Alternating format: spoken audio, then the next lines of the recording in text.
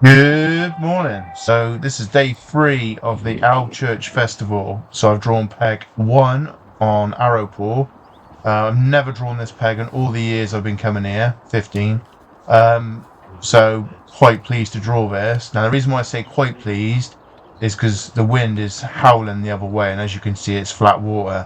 Now this is day 3, so it's took a little bit of a hit.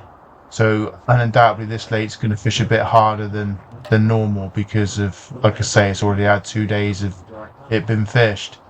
So target weight's going to be like a low 100. I think low 100 to get good points, and obviously a little bit demoralised after what happened on day 1.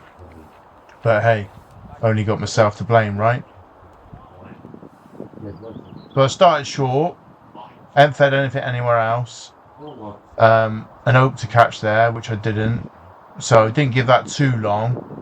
So there's no liners or anything, and so I've shipped to like 14 meters up the bank.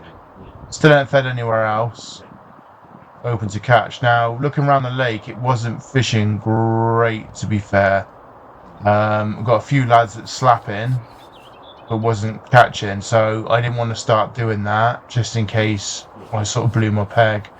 I mean, I suppose I could have slapped to my left, but I just think that there wasn't hardly any muggers or cruisers going around. I just thought it was potentially going to be a tough day, and I thought I'd just sooner be gentle, just fish it the same way as I normally do. I didn't really want to change my game plan, to be honest. Rigs are very positive, so like basically my suggestion would be 3-inch hook lengths and literally have your bulk at the hook length. Couldn't be any simpler, to be honest. Because it's only 13 inches deep, I've got some rigs that are a little bit more sort of like finesse, so in other words 0.1 grams, which I've never normally do on worm fishing, but you're thinking when you're fishing groundbait and maggots, sometimes real lighter rigs just get way more bites, therefore why not do that the same with worms? So because you got loads of time to kit up, which is great, so you've got 2 hours to kit up, you already load your trolley up prior to the draw and stuff because you know which lake you're going to be on. And I used all short kits as well, so all your top kits are already on short kits, so all your rigs are already on short kits, all in your R cases, so it doesn't take very long to kit up. I feel like you don't want elastic through a top 2 fishing again down the edge, because there's just too much elastic will come out and the fish will just run you ragged. So the fish sort of backed off down the edges as expected. I was worried they might push out, so I did start like loose feeding a few 4 mils and then hardly anything, and then I did have a few blows because the lake is a little bit silty, so the fish sort of give themselves away. So I was quite surprised to catch on pace, didn't like been in the corner peg, and especially like with the wind howling at the other end. So wasn't sure what poor Hainsworth was catching on the end on peg 14.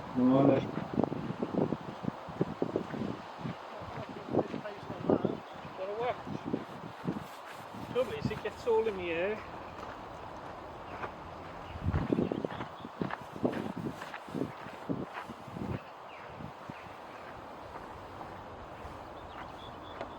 Fucking hell, he's got a fish on his fucking kit, look. Leaves his rod in.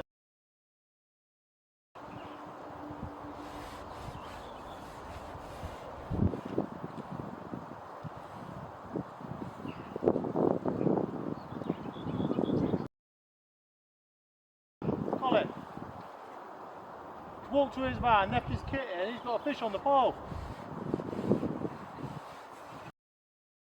Fight for that.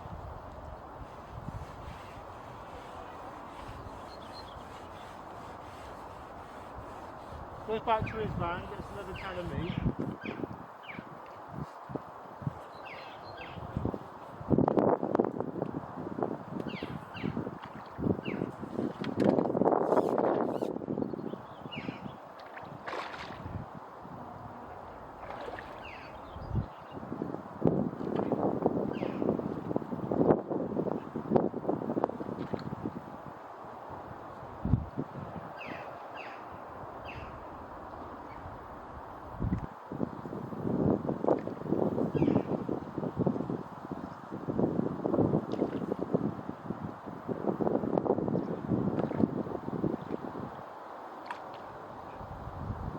at that. That's shocking.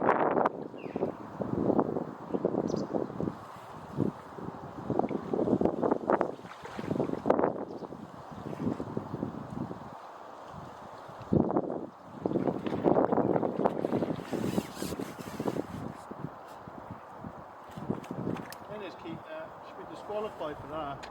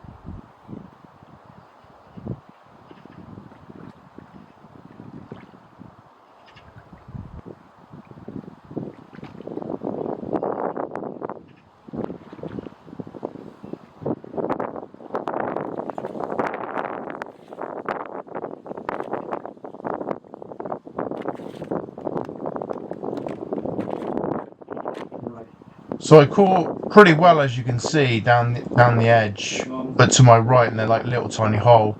I was really surprised. The fish was basically coming in stealth, so you wouldn't necessarily know that they're there. There wasn't like tails and loads of them like rocking up.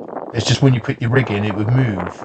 So I don't know how them fish can come in so stealth, to be honest, but just basically just cuts in ground bait. Normally we get like 2 fish out of 1 cut. And I felt that was best rather than trying to like toss pot it or anything like that. And I suppose because it's so shallow, ground bait maggots just worked really well. Didn't get bitted out at all. Did have a couple of small fish, but not like so annoying that it was detrimental. Normally, if you caught like an eyed or a small perch or something, then all you would do then is just basically that was a sign to refeed it, and then carp would come back on it. So in a nutshell, worm stodge was decent. Ground bait and maggots down the edge was good, but late.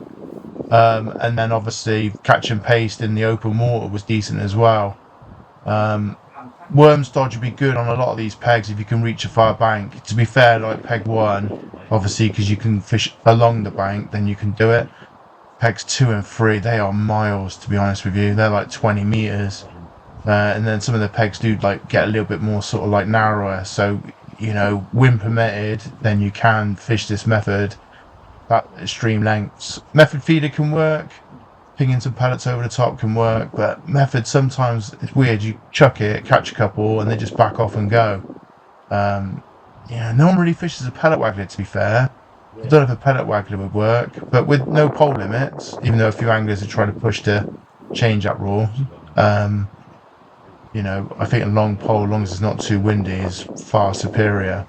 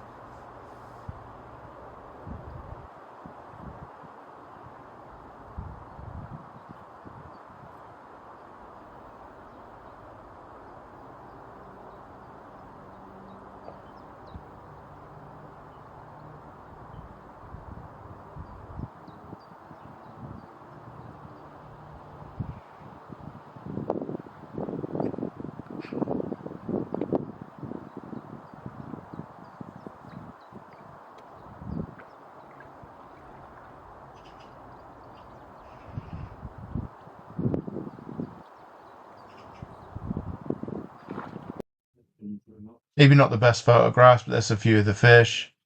And then here's the wakeboard. Really pleased to win the lake.